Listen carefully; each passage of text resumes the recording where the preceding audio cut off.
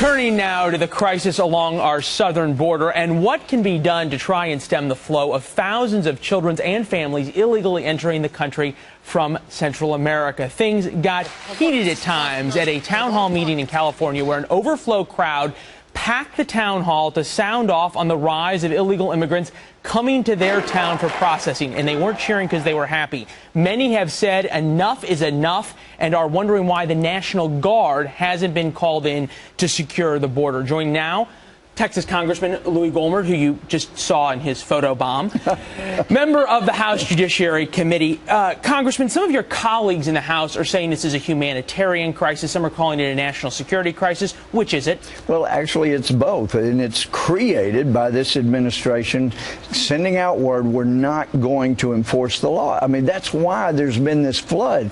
It was predictable, so predictable that back in January, the administration was seeking transportation for the 60,000 or so people they knew would be coming in the short months ahead. So they've created it.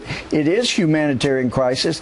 I mean, Leland, when you see these little kids lying on concrete floors, 1,000 people, I say, don't you have 18 people with scabies? Yeah, they're behind the little crime scene tape over there. It is a humanitarian crisis, perfectly preventable. This administration caused it, and they can stop it. And for those who say, oh, it would be terrible to send the National Guard, well, one of my least favorite presidents, Woodrow Wilson, did that, and he secured the border. Speaking of that, so you believe we can put the dike back together, we can repair this? And in talking to Border Patrol, when I was down there 2 weekends, weekend before last, spent the weekend out there all hours of the day and night. The Border Patrol, they don't want to go on record because they don't want to get fired by the administration, but they make clear, look, this is not new. Some years back, we had a flood of people coming from Brazil because they heard they wouldn't be sent back.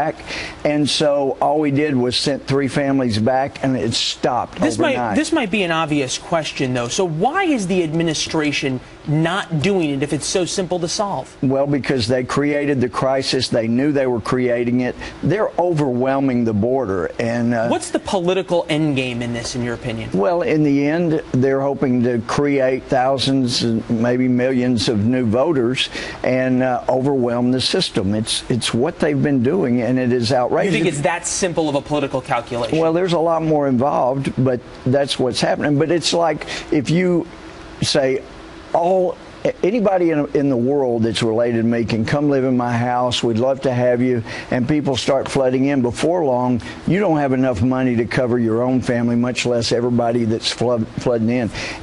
This is what's going to happen if we don't stop this. It seems kind of an unusual paradigm for President Obama, who is now in the position of having to ask Congress for money on one side of the immigration issue and at the same time demanding reform on the other side.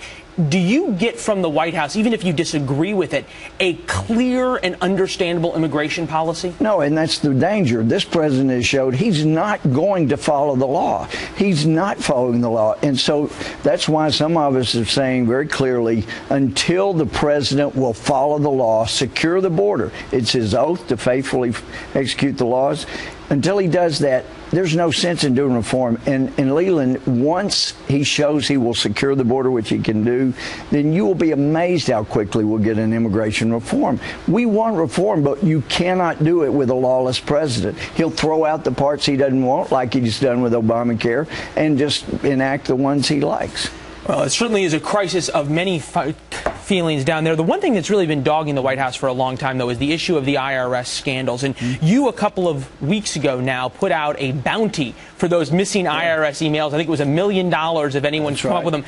Anybody taking you up on it? Well, we've heard that there are things moving around, and it's made people very nervous. This was Bill Flores' idea. I said, Bill, that's a brilliant idea.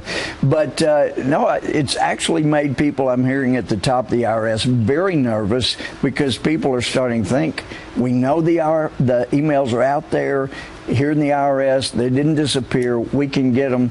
But I also don't want people to forget, since this is July the 4th, I got this little part of the letter John Adams wrote to Abigail about today. I'm apt to believe it will be celebrated by succeeding generations as the great anniversary festival. It ought to be commemorated as the day of deliverance by solemn acts of devotion to God Almighty. It ought to be solemnized with pomp parade shows. Look, they knew that this was a big deal, but they knew that what brought it about was King George's totally ignoring the laws and being And you think lawless. that's what's happening right now? I know it's what's happening now, and America deserves better than the lawlessness they're getting. All right, Congressman. We'll see how it plays out. Hey, there's a threat of disease being shipped all over the country.